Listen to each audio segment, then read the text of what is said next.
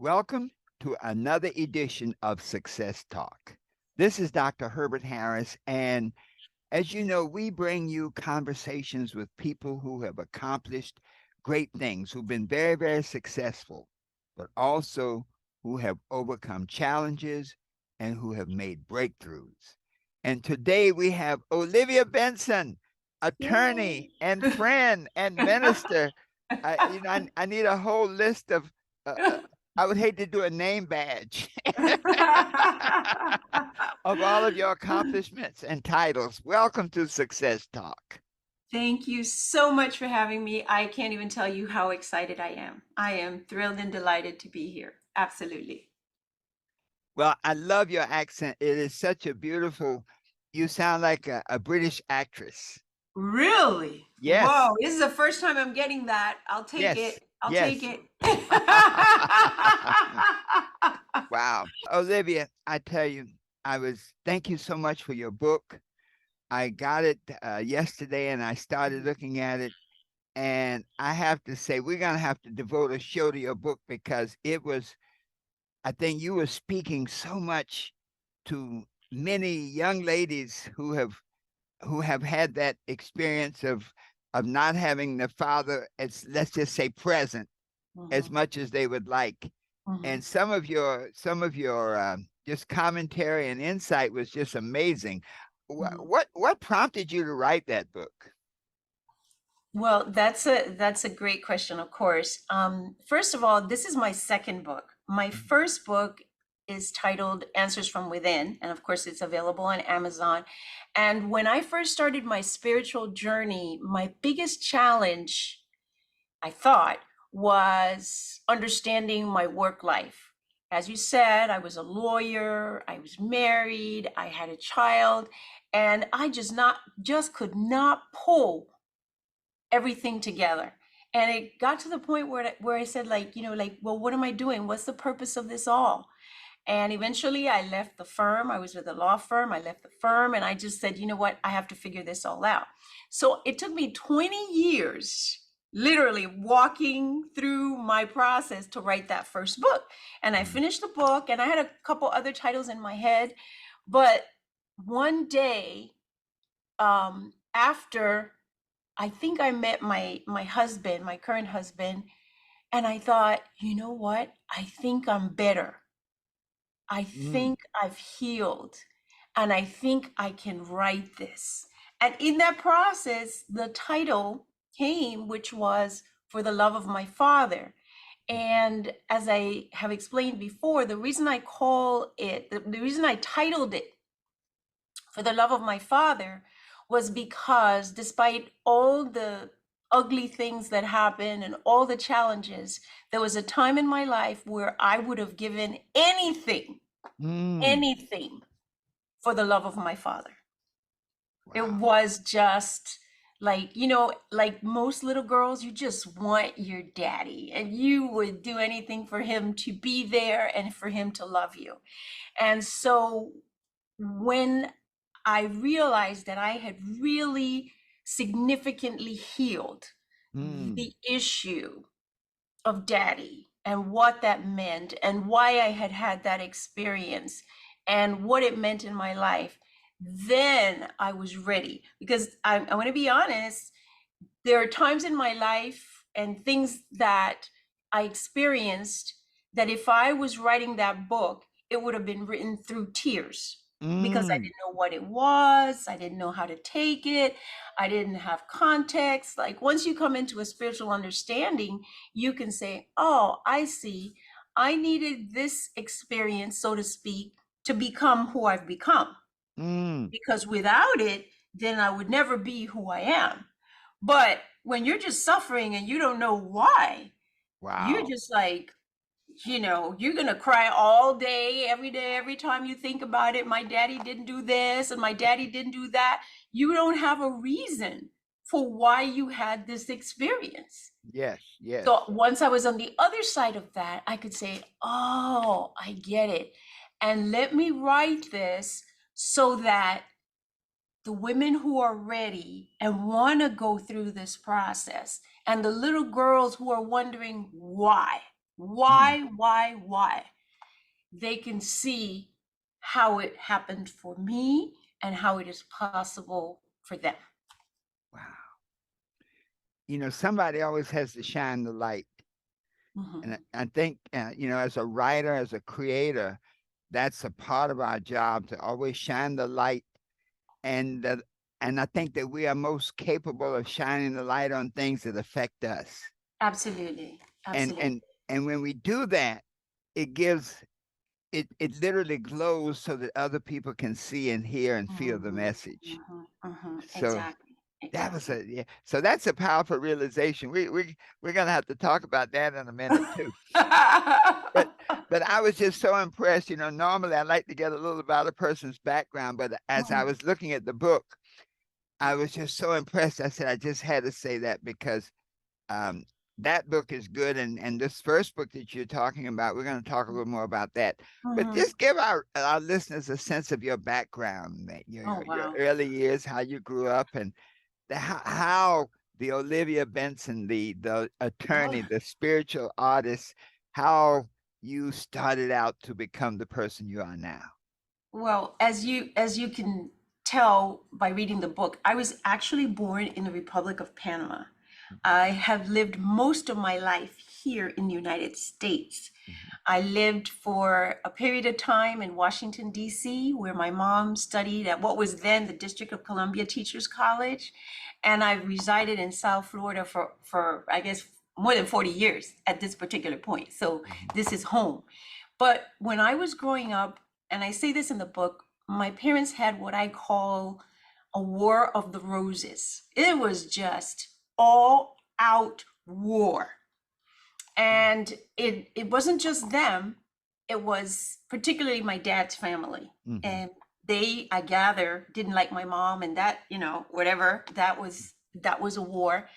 And I imagine, and I want to say this right up front for anybody who's listening, because I say it in the book, I loved my dad wildly, wildly, even till today. And there's a dream that I tell at the end of the book that I had with him after he passed away. And I felt a sense of freedom and redemption because even at that time, my whole statement to him was, I love you, Daddy, and that's never going to change, Mm. regardless of everything that happened. But my parents and my mom was a participant. I'm not saying it was all my dad. They were Mhm. both, at it. And there were a series of things that my dad was never there. He had nothing to do. He paid for me to go to school, but he was never involved. We didn't have visitation. He had multiple women. I mean, everything that you can imagine Mhm. that would be less than ideal of a father. And I don't want to Mm. get into each of the stories Mhm. of what happened because you'd have to read the book. Mhm. But that's how I grew up. And under the strain, and I talk about it in the book as well, of my mother saying, go talk to your father about this. Go tell your father this. Mm. I was Mm. the in between. And Okay. by the way, go tell your dad, why doesn't he, whatever the story is, because I was the Mhm. eldest of two children. So, sometimes the eldest child gets that role and that Mhm. responsibility. But eventually we came to South Florida. My mom, basically decided to move to South Florida. And when I got here, I felt relieved to some extent because I wasn't going to be in the middle of the war anymore. Mhm. So it was like I was going to be brand new because okay, I come to America and you have expectations and you think everything's going to be great. Of course, there's lots to be done when you move to a new country. And I went through all of that, blah, blah, blah. And I was hopeful regardless, because this is something, I don't know if you got to it in the book. Yours truly grew up as a Jehovah's Witness. Mm. Yes, I saw Ah, that. Yes. Yes. I grew up as a Jehovah's Witness and I wasn't mad. I was a happy girl. I wanted Mhm. to go to church. I did it. I went to all the meetings. I was into it. And I did my preaching and teaching. And I always make jokes and I say, I loved me some Jehovah You know, Mhm. that's how I felt, even as a young woman, little Mhm. girl. I was into it. And in retrospect, I think that's what kept me off the street, right? Because Okay. I could have been very easily, with no dad. My mom's trying to juggle two kids and a job and all this. I could have been on the street, Yes. but I was in church. And in addition to being in that church or Kingdom Hall, I was in a Catholic school at the Now, same time. yeah. Now that I was reading that in the book, and I read that. I had to go back. I'm like, wait a minute now, hold on. Yes. Uh, That's why I call myself churchified. uh-huh. So I'm going to the Kingdom Hall when it's time to go to the Kingdom Hall.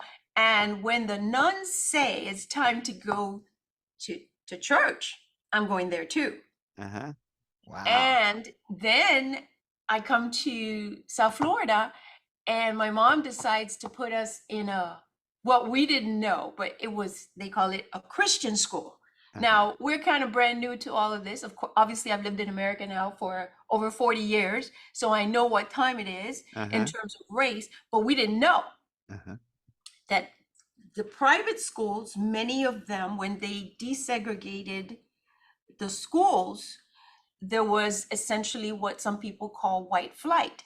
Yes. So we are all innocent thinking Christian means, good. We didn't know it could mean bad Uh-huh. also. So we go to this Christian school and we find out that, there's deep racism Mm. in the Christian school. And that was another drama and another trauma. That was like what I call my welcome to America, right? Because Mhm. now you come in, and I've been growing up with the brothers and the sisters, the Catholic school and the Jehovah's Witness, which, by the way, I'll point out in case people don't know this. While there was segregation going on here in the United States, and Jehovah's Witnesses had different congregations. They had white congregations and black congregations here in the United States. Yes. But down there, they did not. Everybody was together Okay. Yeah. because they couldn't go there and do that. So blacks and whites were all in the same Kingdom Hall. And then I get up here and I find out what? That's the story. So segregation was only here as far as Yes. that religion was concerned, and as far Yes. as most religions were concerned, it was here, but down there. So it wasn't. So now I get here and I see a whole brand new reality, which I had no idea. But I was still hopeful. I went to school. There's a story about how I got into to the university that I got into. I had this idea that I was going to get in. I Mhm. hadn't, they had told me that I needed to have a certain amount of money because I wasn't an American citizen at that time. And they told me you had to have this amount of money and you have to have it in the bank and you have to do this. So I was innocent. I was 19 years old. And Mhm. I said, you know what? I'm going to work. I'm going to Mhm. work and I'm going to get this money. Mhm. And I don't want to tell you what minimum wage was at that Yes. time. Yes. But I said, you know what? I'm going to work this summer. And I worked the whole summer, day as much as I could. I was gonna say day and night, but obviously it wasn't day and night. But anyway, I worked and I had $3,000 in the bank. That was not gonna do anything, Mm. nothing. Mm. Yes. So, but I was still hopeful. I don't know why. I just was like, I'm going to college. I'm going to go in the fall. And people would ask me every day, what are you gonna do? No, I'm going to college in the fall. But still just the $3,000 and no admission. The whole summer has passed and I Mm. have not been admitted. So one day I'm at the supermarket where I worked, right? And I'm just there. And this gentleman comes in and he looks at me and he says, so young lady, what are you doing with your life? I said, I'm going to university in the fall. He said, really? I said, yes. He said, which university? I said, that university right across the street. He Uh-huh. said, really? I said, yes. And he said, well, why have you been admitted? No. Well, why haven't you been admitted? Well, they said I have to have, let's say, $40,000 in the bank. Mhm. And he said, well, how much do you have? I said, well, I worked all summer. I got $3,000. Oh, wow. He said, well, I'm the director of international admissions. Come and see me, and I will see what I can do. I swear, I went all excited and innocent with my little bank statement with my $3,000. And that guy waived the requirement and I was admitted because everything else had been done. Now, Yes. this is important for your viewers. I had taken the SAT, I had had good grades, I had everything that needed to be done. Yes. Was done. It was just that money. So you have to be where what you know what luck is when opportunity meets. What's that saying? You know, you got to be ready. When opportunity meets preparation. Exactly. Those two things met, and the week that the university started, I was admitted that week. That's how I began my journey in education. Olivia, our new book is called Life Lessons, and you just shared a profound life lesson. You did everything you could. Yes. With what you had to do it with. Yes. And there was something, when you create a vibration, and I was reading some of your things, and when you create a vibration that expresses something that you desire, you set the forces of the universe into motion operating on your behalf. Absolutely. That's absolutely. Yes. And that vibration is in every part of you. Think about this. There were other people working in the grocery store, right? What made the person speak to you? I have no idea. He had never asked me anything. I'd never spoken to him before. Well, I was interviewing a young man who owned 2 McDonald's, and he was sharing a story of how he always wanted to own a restaurant, but he had no money. Okay, but he had the attitude. He had a positive attitude. And so this lady would come in the restaurant where he worked, and he was so positive and so self-assured. She was impressed. And so one day she said, well, what do you want to do with your life? And he said, I want to own a restaurant. She said, how would you like to own a McDonald's? He said, I'd love to. And it turned out that she was like a regional director. And McDonald's is, you don't really own it. You really operate it. There's a contract, the franchise contract. And I guess if you don't do a good job, or if you're not happy with them, or they're not happy with you, they can take it back. Right. And so they had a franchise in Michigan that they had taken back, and they set up the financing and everything. He walked literally in there as an owner. And over the years, he built it from one to the second when it became a millionaire. And the thing was his attitude. He radiated something. And so I'm just thinking back at that time in the grocery store. You had already made up your mind that you were going to that college. Yes, I had. Yes, I had. I mean, nobody could tell me anything. Nobody was able to tell me anything different. Yes. And see, many times, don't worry about the how. Exactly. When you have that made up mind, and when you have done all that you can do. Yes, I think that's an important point, especially for people who are listening, because sometimes we think that things are just going to drop in our lap. There's something behind it that has, and even doing that work puts you in the vibrational frequency that you need to be in, because you know what you've done. It's not just like snap your fingers. There's a whole lot, even sometimes spiritual work that has to be done. Sometimes cleaning, sometimes forgiving, all kinds of different things that go behind manifesting. Wow. That is such a beautiful story. And I know that our listeners, one of the things I've found, Olivia, is that people hear the program. I did an interview this morning, and the young man heard another program that we had done. And he heard in that program exactly what he needed to hear to get where he was going at that moment. Amen. Amen. Absolutely. And I hope it serves. And, we have so many things we could talk about, but since we're doing this little thing about how things happen, I would like to tell you how I went to law school. Yes. Yes. Okay. So after I finished undergrad, I start working, and somewhere in between there, I get excited. I'm cutting the story short, but I'm cutting the story to, cutting to the point. I sort of say, yeah, I want to go to law school. And I was married to my first husband at that time, and he wasn't on board exactly with that. I was a little Mm. bit concerned because, how do you live with someone who doesn't want to support you having your dream? But anyway, I sort of laid it down, right? I sort of Mm. laid it down. But one day I went to court with a friend of mine. They were having some issues, and I went to court. And at some point, apparently, I think things are not going well, Mhm. right? And I asked the judge if I can say something. So I get up.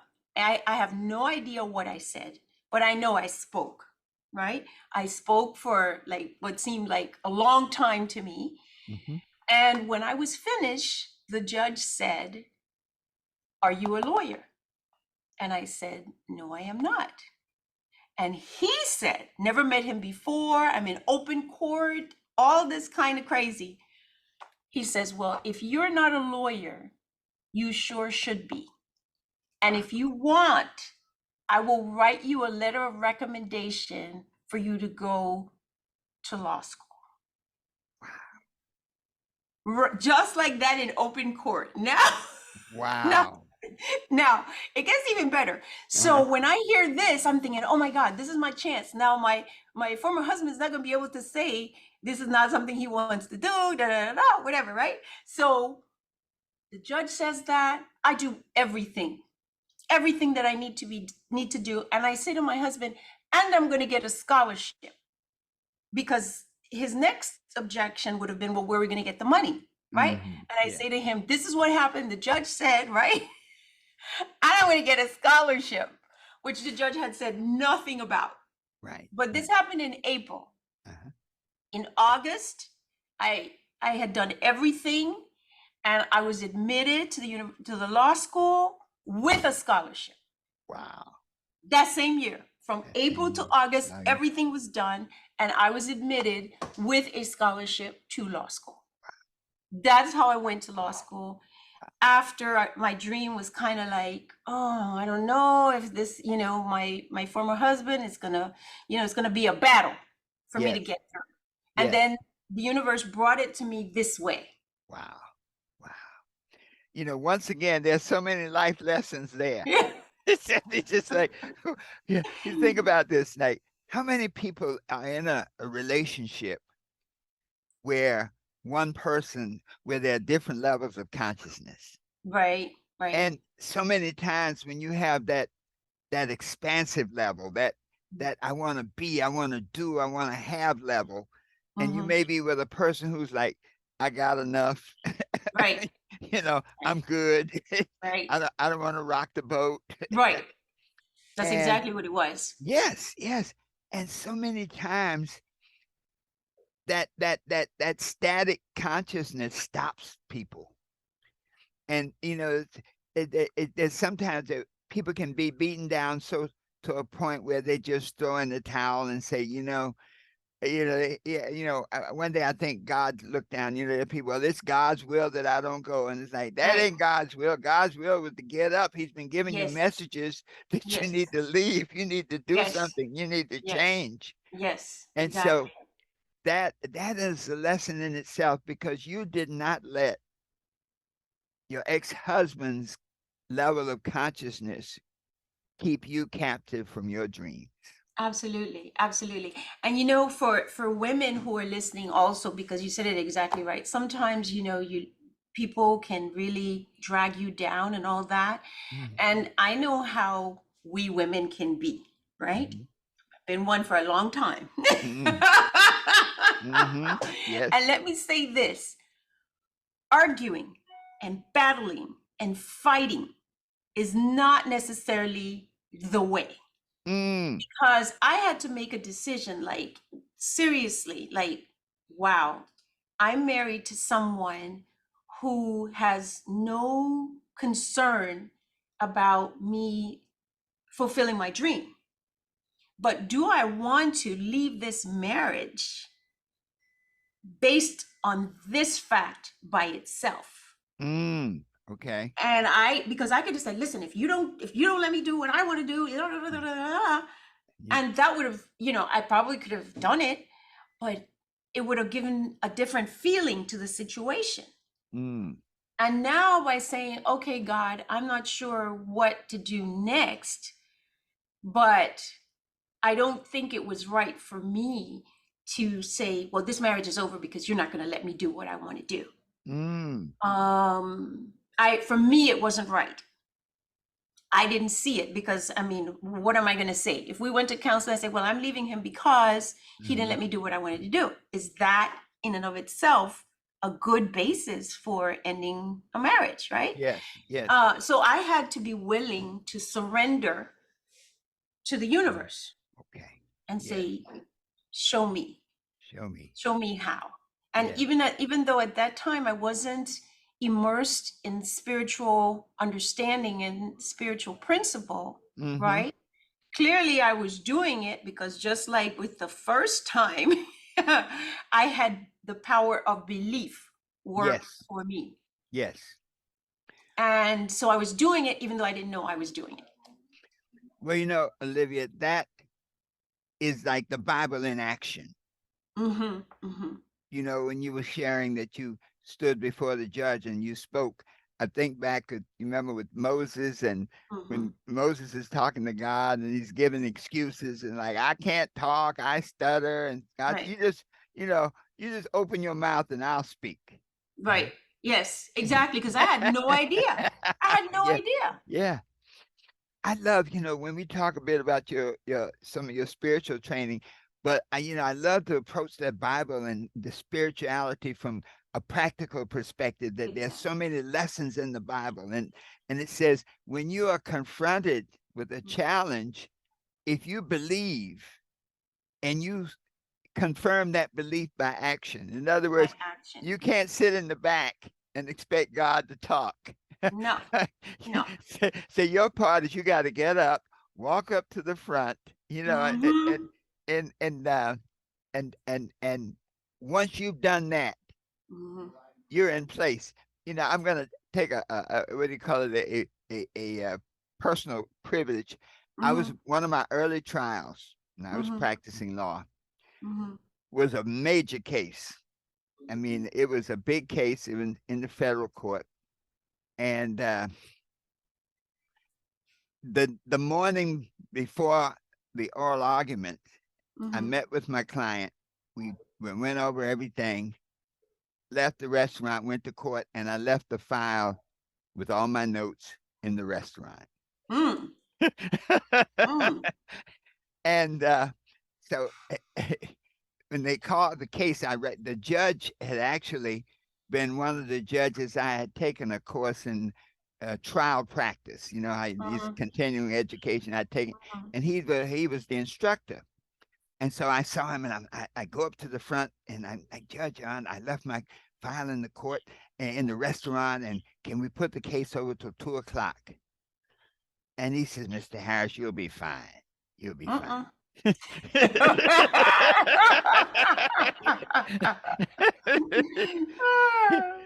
But when he said that, it was like a shift happened. And like, oh my gosh.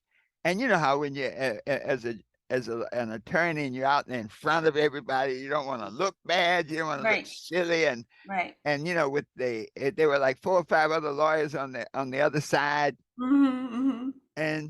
but it was just what I needed, because when I got there, my notes were not in my head, and I, in my thinking, I remember saying, let me put together and I just took a little piece of paper and I did a quick outline. And that was exactly the argument was necessary, because the argument was so basic that even the other side, they go like, wow.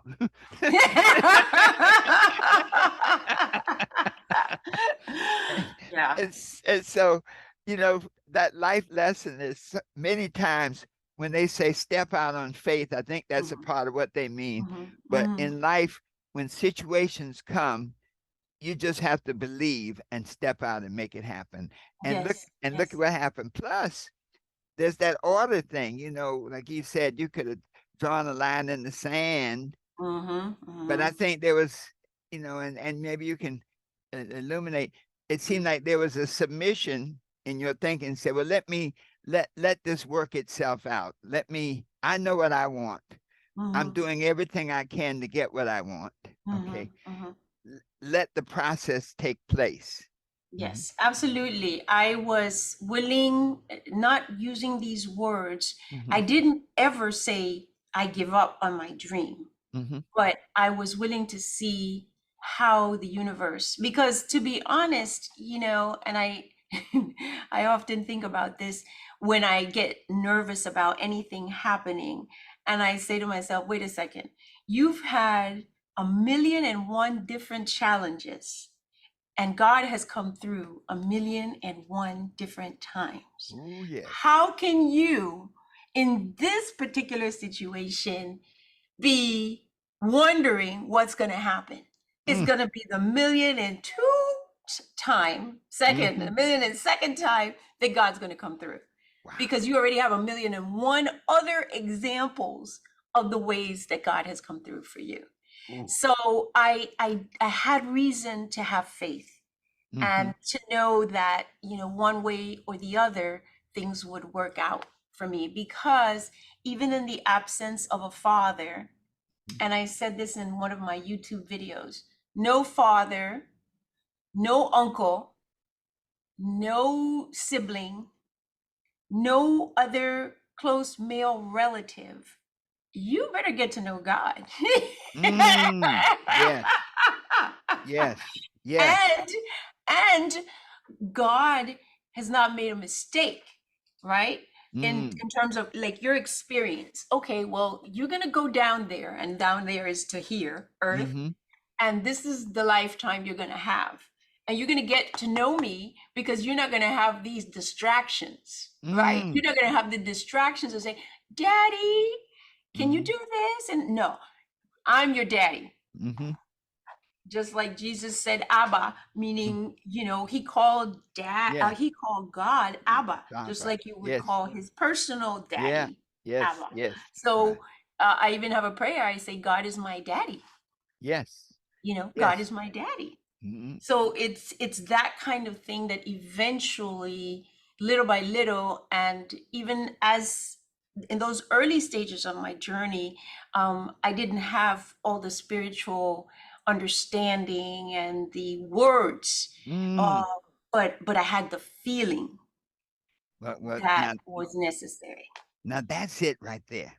Because there are Hmm. people who can read the words. There are folks who can go and study the Bible from end to end and read Hmm. all of the commentaries and get more Right. degrees than a thermometer. Hmm. But they say, "Oh, ye of little faith." Hmm. That with all that, it's still that what it is. It's about the feeling and the Yes. faith and the Yes. hope and that working together.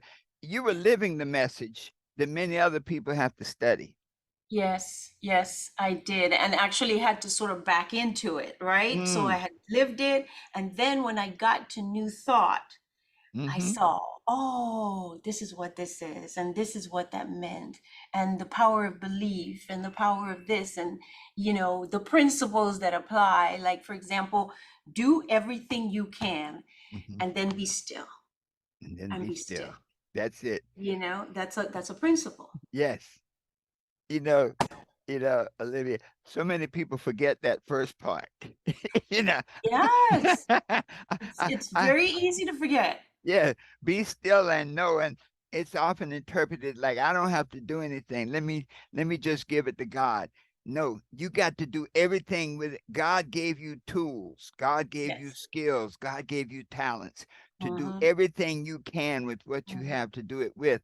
And mhm. then, Right. God It does can what come yes, through. Yes, yes, it can yes. come through. Yeah. You got to work through the material to Mhm. bring it in from the invisible to the Yes. visible. That's what Woo. we're doing. Woo. You're gonna pretty soon you're gonna have to take up a collection.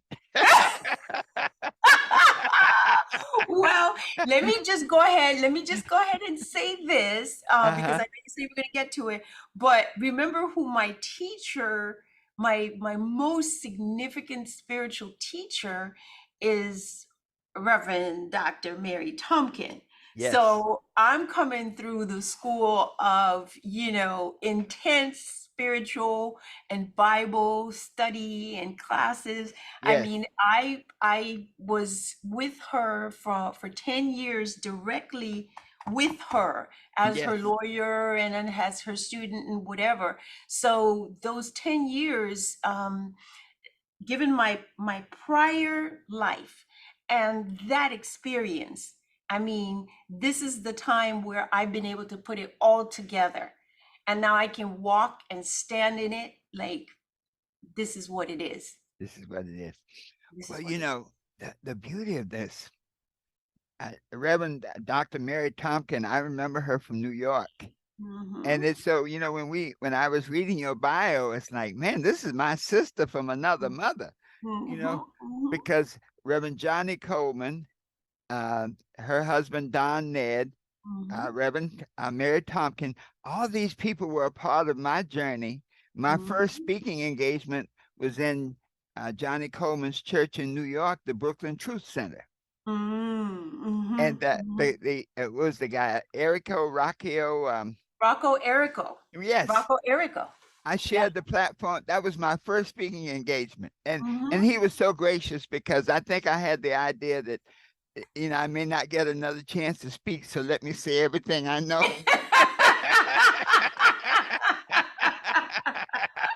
I know that feeling. Yes, yes, yes.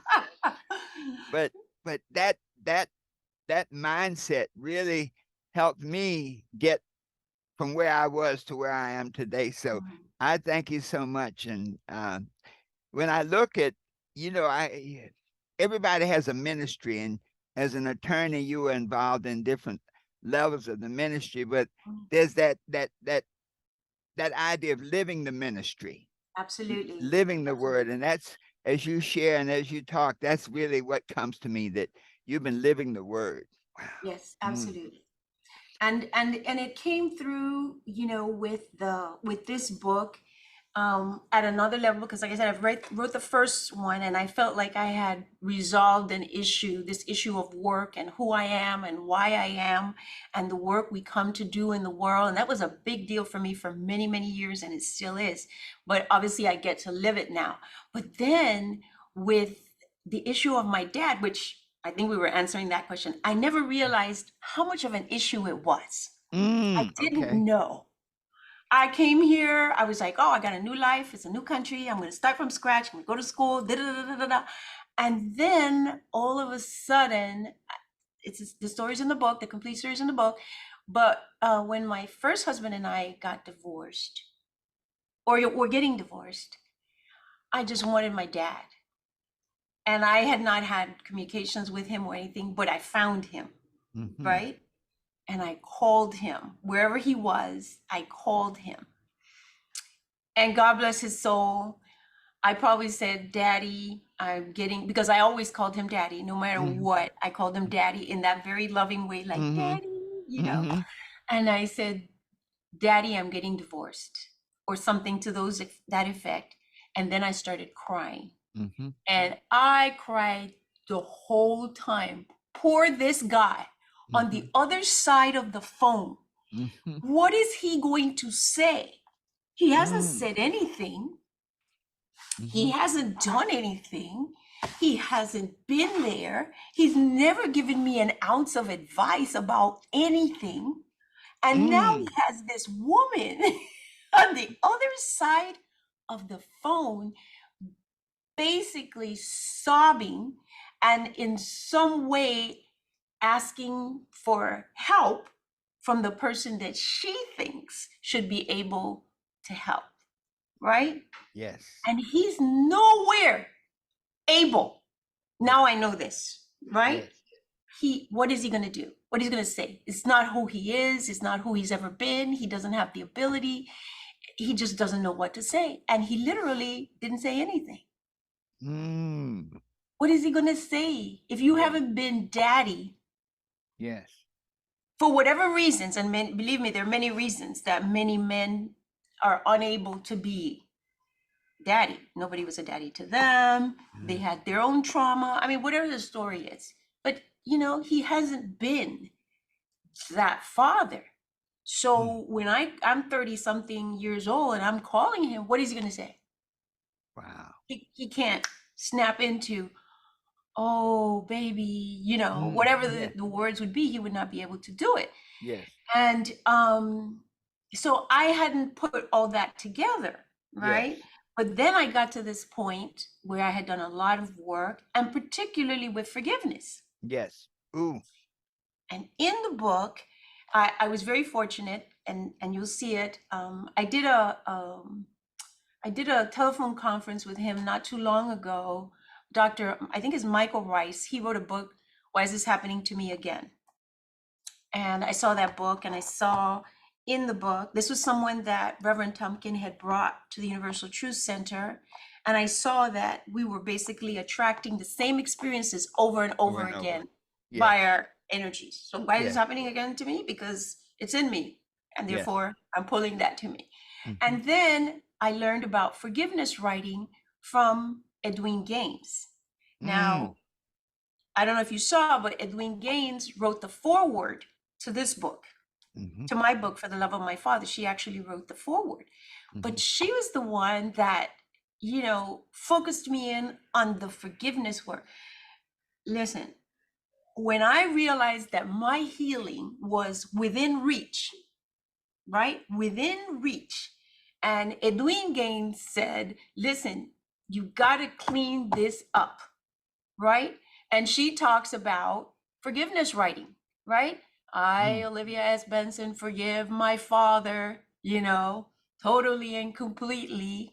Now, I was willing to sit and do that writing. And Yes. not only her, but there are other spiritual teachers out there. 70 times 70, right? How many times does the Bible say you should forgive? 70 times 70. And you write it and you write it and you write it until it sort of gets down into your subconscious mind, and you do everything else that you need to do to release that weight, right? Because the traumas are weights in your soul. And what you're trying to do is release them out or transmute the energy. Because if you have negative energy imprinted on your soul, you can also transmute them into love. And now your vibrational frequency is going to change. Okay. The vibrational energy, because it's in the book, energy is never lost, right? Right. Or gained, it's just transformed. So if you have weight of pain, of trauma, of unforgiveness, of whatever the energies are that you're carrying in your body, you are either bringing them up to be released, or you're transmuting them into the energy of love. And the more that your energies are in line with love, then the more you are in line with universal energy. Ooh. I gotta let that And that's sink what in. Yes. And you that's what we're said talking. something. Trauma is a weight on the soul. Yes, it It is. is. It is like an anchor on your spirit. Absolutely. Mm. So You know. you're a light. We come Mhm. into the world like absolute light. That's what Mhm. we are. Those little babies, they're just light. And Mhm. and the traumas are like blankets.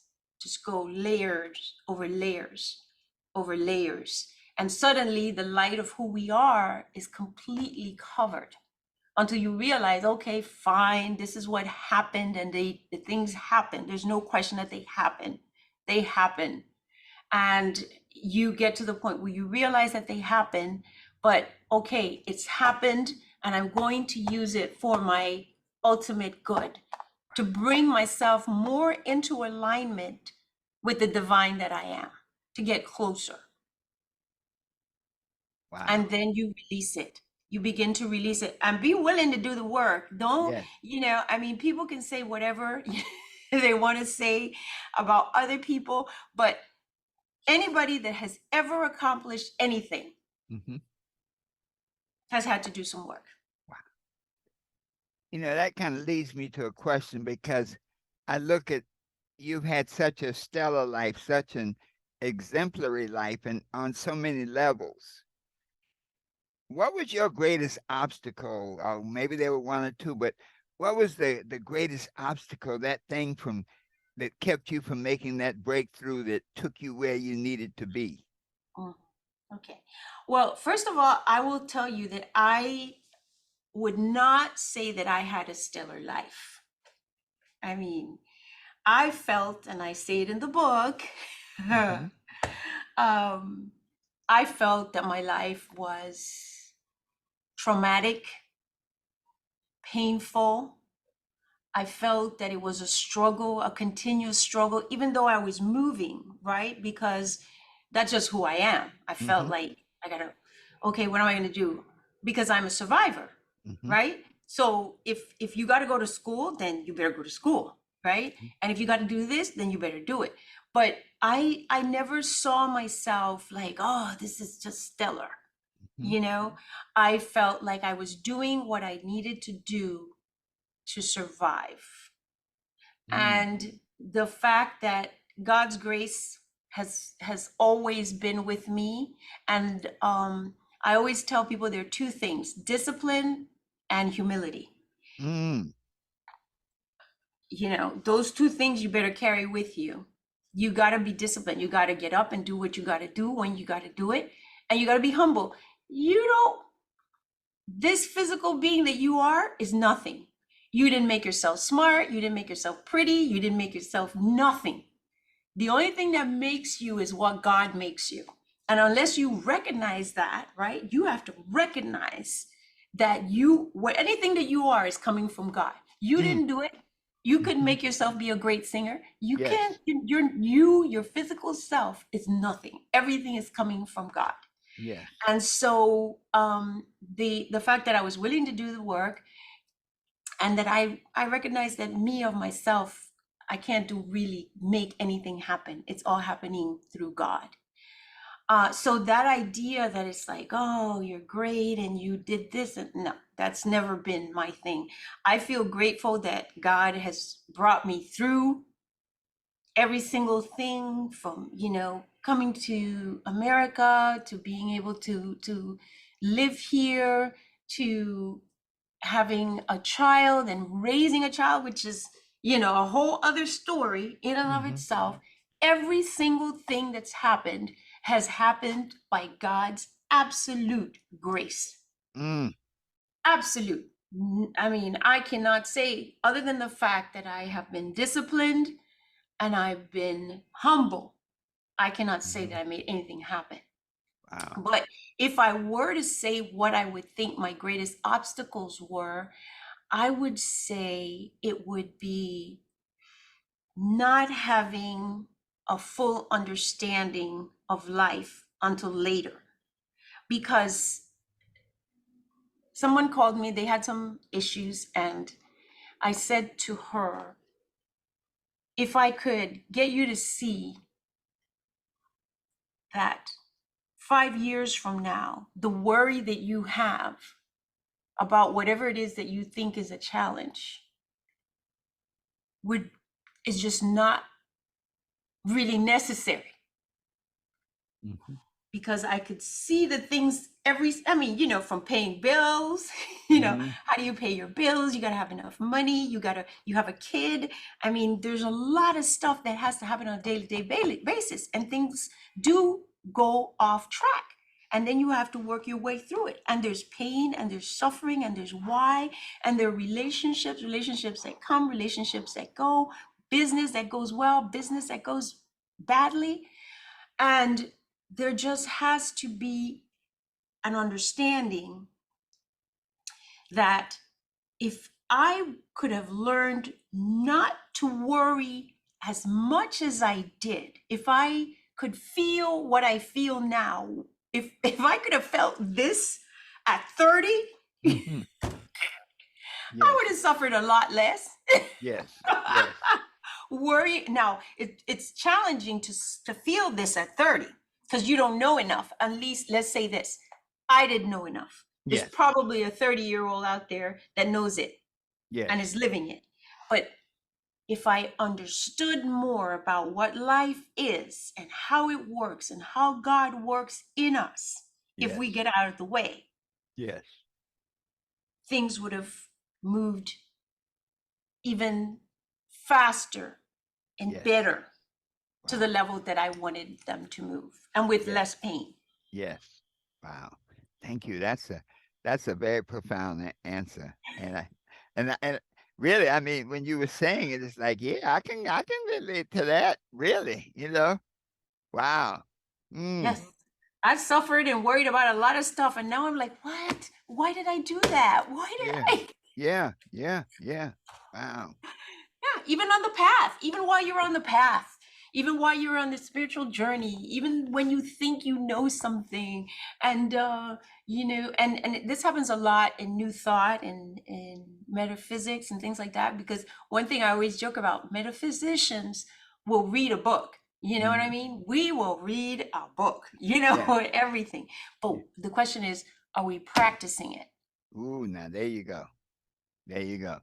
And see, you were practicing without having read when you some of the Imagine. yes. Wow. Isn't that something? Now, when you look back, because you have evolved along this path, if you Hmm. look back and you look at your 19-year-old self, like you said, when you Hmm. when you were like, I'm coming into this new realization.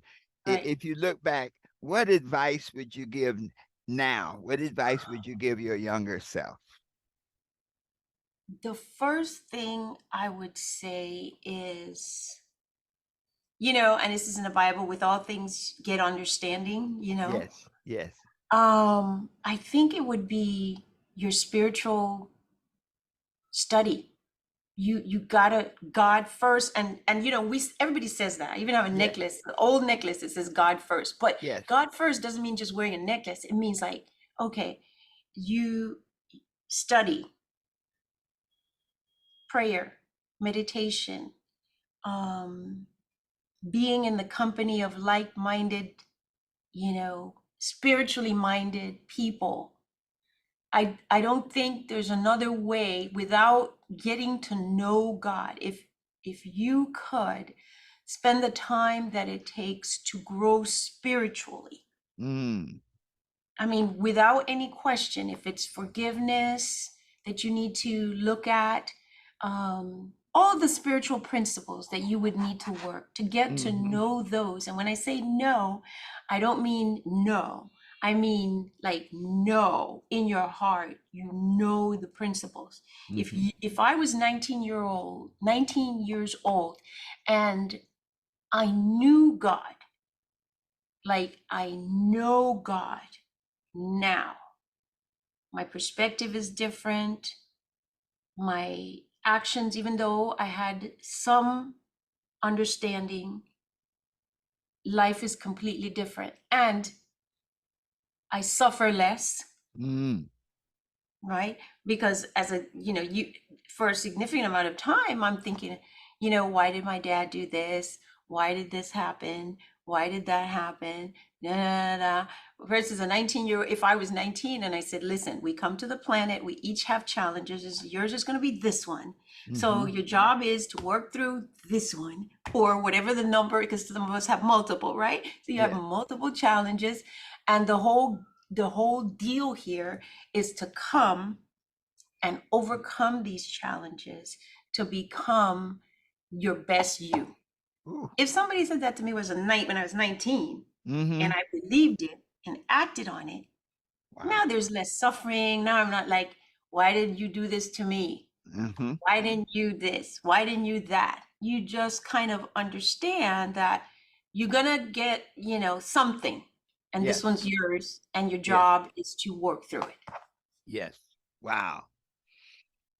Now the path that you're on now it's like I said, and I think give yourself the kudos, pat yourself on the back because you have demonstrated the message. Mhm. And when we look down the road, you've been on a particular trajectory and you have been obedient and, as you say, disciplined and humble so Mhm. that you could receive the message and the instructions. Mhm. If you look down the road 25 years to whatever age you would be at that point, what advice would you give your present self? Um, go for it completely. Go for it completely. Whatever it is that you desire, don't even blink. Just go for it. Don't even worry about whether it's going to work out or it's not going to work out. Just just do it. Also be genuine all the way, you know, Mhm. because I've given my life experience. I mean, I know that I can be very intense, right? I was like, I'm serious, I can be serious and I'm deep and Yeah. okay. But guess what? I had to do what I had to do, right? Yeah. Yes. So you can't come from somewhere and tell me something when I've had to walk this path and be Mm. serious Yes. to make it, Yes. right? Yes. Because that's what it took for me to make it. So I'd like to get to the point in my life where I'm unabashedly um, direct more. I mean, not that I am not right now, right? Yeah. But I mean, I have this idea like for a show where you have like, I think people have done it before, you know, like you have a senior citizen like on the show and you Uh-huh. ask her a question and she Uh-huh. tells you the truth about it. Yes. That's what I would like to do. Like, tell me what you think about this. Well, Uh, I'm gonna tell you what I know. And this happened to uh-huh. me in 1957. I'm gonna tell you what I did, and I'm gonna tell you what to do because I've Yes. already been here. I think it's, you know, like to live life out fully. Yes. Yes. Because Wow. what's the point of Yes. not? What's Yes. the point? We're Yes. going to be here for a certain number of years. We're going to hopefully contribute what I call to the advancement of humanity. And hopefully, I can give you what I got, what I learned, Mm. so that you don't have to go through the same exact thing that somebody just went through. True. And I say it in the book, you don't have to learn everything by blows. Why would you learn everything by blows? Yes. Yes. Yes. Why? I could tell you, I could tell you about that relationship. If a guy Yeah. doesn't respect you, if he doesn't do these four things, Yeah. leave it alone. Leave it alone. Well, Okay? it goes back to your discipline and humility. I think those are two pearls, really, two diamonds. Because without that humility, even when the message comes, you're not paying attention. You're so busy Exactly. telling how much you know. To made a point of, well, I know this and I know that. Well, the truth Uh-huh. is, I know I don't know anything. Yes. I Yes. know this for a fact because every Yes. day, this is a joke of mine to myself. I was Uh-huh. like, okay, something's going to happen. I'm not going to be surprised because I've seen everything, right? I've Yes. seen everything, so I'm not surprised. And then Yes. the next day, guess what happens? Something I haven't seen. I'm like, I'm That's surprised. nice. Wow. I was like, I thought I Wow. wasn't going to be surprised Yes. anymore. Yes. No, every day. Yes. But you know what? I think that's probably the golden the diamond of life, to be Hmm. surprised. It's like Yes, that just shows you that life is always evolving, it is always and evolving. and there's always a lesson to learn. Absolutely, Wow. absolutely. And I'm open. That's Yeah. another thing. I'm very open. I'm willing Mhm. to learn. I want to stay conscious and aware and awake, even with technology. I'm willing to Mhm. learn. Mhm. Like, Yeah. okay, the minute you shut down to what's going on around you, it's like you're sort of disconnecting. No, I have stuff to do. I have Yes. things to do, and I want to be aware, just like with my health. I want to stay healthy because I have stuff to do. Yes. Yes. Health is job one. Yes, exactly. And Wow. if I don't Yeah. do that and I don't Yeah. understand that that's a practical reality, Yes, yes, It's a yes, practical reality. You want to do the stuff you think you're here to do? Okay, stay yes, healthy. yes. Mhm. Well, attorney Yes, Benson, yes. attorney Benson.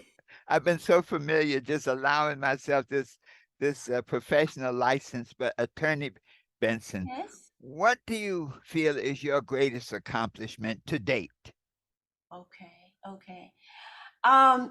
In terms of you would maybe you think, or some people would think that I would say that it's in terms of my work or something like that, but no, it's actually raising a child.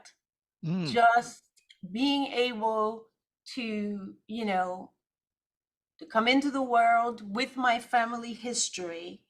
Um, I have a son, and that for a single mom, his father and I got divorced, and raising a son in America with the racial issues and sort of the history, the family history. There's a whole chapter in the book. It's called Things Buried Alive Never Die, ooh, about sort of the history of slavery in America and how it's sort of passed along, and you know the genetic components of some of that history and things along those lines. And to be able to work and take care of my son and to take care of his mind, yes. and also to look and see what programming I'm bringing, right, to him Mm-hmm. that needs to be undone Ooh, so that he doesn't automatically pick it up yes, and take it forward. yes. That is a big deal. And I literally, when I left the firm, I left my first big firm, I left and went home to Mm, be with him wow, yes, until I literally did not go out to work until he graduated from high school. wow. Because raising a mother, raising a boy without the full participation of a father, and sometimes the father can be present but not fully participating, but without the Right. full participation of a father, and in America, and given the racial issues, you really, I was clear. You don't Mm-hmm. know when you're a parent what your children are going to be. You can only do the best that you can, and then Yes. you have to surrender. But I was very clear that for me to have peace Mm-hmm. whenever he became an adult, I had to be present, Wow. Yes. and I had to look, because I mean, he's coming from a family history where my dad is not present, Mm-hmm. right, for me. So Mm-hmm. he doesn't have that grandfather at all. Mm-hmm. No grandfather. On his father's side, his father also was not present, Mm. right? Mm-hmm. So no grandfathers, no uncles. Mm-hmm. So now I'm basically raising someone who has a repeat, right, Yes. of the same story, just that he's a boy, Yes. but he also has no male. Mm. So I believe that you have to be present. There were many, many people, many, many guys, Mm-hmm. many, many friends of mine that were present, and there were many, many things that I had to do to make sure that he had male presence and male guidance. Mm-hmm. But it's almost like you can't look away. Yes. If you want to save your sons, it's your daughters as well. But I'm Yes. talking right now as a single mother raising a son, because the issues with daughters and mothers are a little bit different, right? Yes. Yes. But if you want to save your son, you got to jump in all four. All four. All And four. all four. Wow. Whew. Attorney What, Benson. you tired? I am not tired. I'm telling you know, I I could go on because there's so many areas that I'd like to cover with you. One thing I Yes. want us to commit to do is to do some more interviews because you have a level of insight, and when we interact, we have a level of Mhm, insight that I think people can really plug into that, mhm, as we've been doing these interviews, many times, and I'm sure you experience this, you do mhm, things, you're not sure why, it says this is where I was led to do. mhm, But mhm. as you do it, it becomes very clear now why you're doing it. That Absolutely. you had to be, they say, disciplined and obedient, you know. Mhm, Say mhm, now, mhm. I don't, I'm not sure where this is going, but I know that it must go and I must do this. Absolutely. And so when I look at so many of the things that you've done and like take your kudos because the fact that you are where you are right now with this level of understanding Mhm, is a great tribute. I mean, you don't mhm, get here, mhm. you don't just wake up one day and be here. This is one of those journeys that you have to be intentional and attentional. And so Yes. I take my hat off to you. And as you were Thank you. talking about your son, I was thinking of Siddhartha, the Hermann Mhm, Hesse book, mhm, and mhm, his final lesson mhm. was about dealing with his son. you know that Mm, that mhm, that mhm, even though he was the wise man, that mhm. his son he still could only provide the information and the model of his life. Right. But it's still his son had to make those choices, and no matter how much he loved him, he could not do it. But to understand that, to then live a life of example and to do the Exactly. things that all the wisdom that you've accomplished and over the years to be able to put it into practice for your son. And so I as you were sharing that, I'm like, man, that's some powerful stuff. So Yeah. And yeah. by the way, he also went to law school. Uh-huh. He eventually went to law school. He was barred in Florida and in Georgia, and Mm-hmm. then he decided he didn't want to practice law, and now he's what I call a computer geek, Mm. and he does, he's a software engineer. Wow. So, and he's off doing, what he wants to do, and I have peace. Yes. Yes. So now Yes. I can do what I want to do. And for many years, I was not able to do that. I had to wait. Yes. Yes. Wow. Mhm. Mm. Wait and work though. That's it.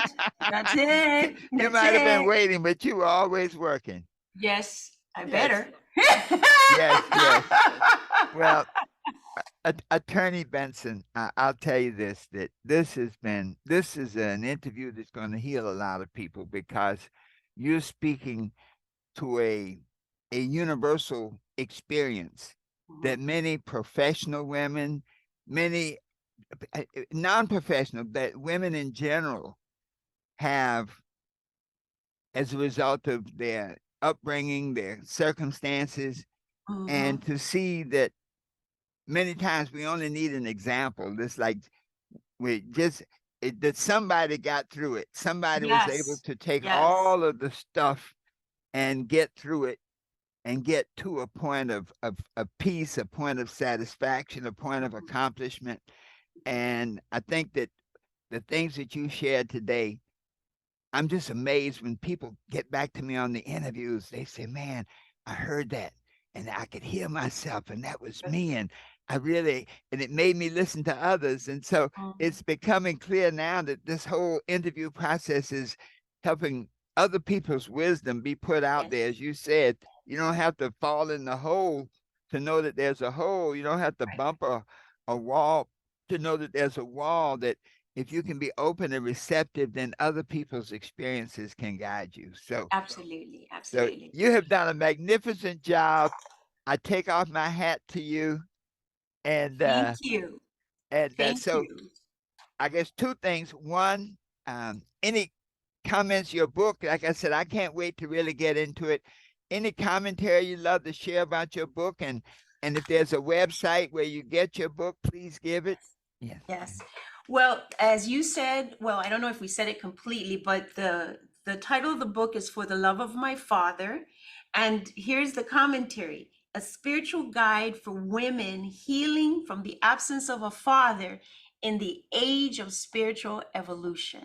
Ooh. And my prior book was Answers from Within and Answers to Work Life Issues in the Age of Spiritual Evolution, because I think that that's where we are. We had the Industrial Revolution, that revolution, this and that and the other. I think this is it. We're in the age of spiritual evolution.